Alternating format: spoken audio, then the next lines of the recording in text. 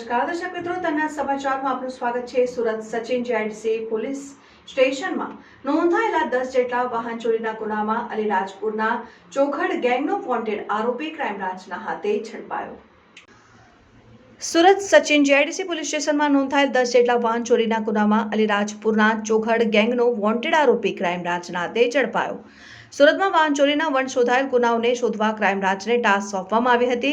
Sachin JIDC police સ્ટેશનના નોંધાયેલા વાહન ચોરીના ગુનાઓમાં નાસ્તા ફરતા અલીરાજપુરના ચોગડ ગેંગના વોન્ટેડ આરોપી રવિ ઉર્ફે ઉકાલિયાને સુરત ક્રાઇમ બ્રાન્ચે ઝડપી પાડીને પોલીસ સ્ટેશનના નોંધાયેલ 10 જેટલા વાહન ચોરીના ગુનાઓ ઉકેલવામાં સફળતા મળી છે।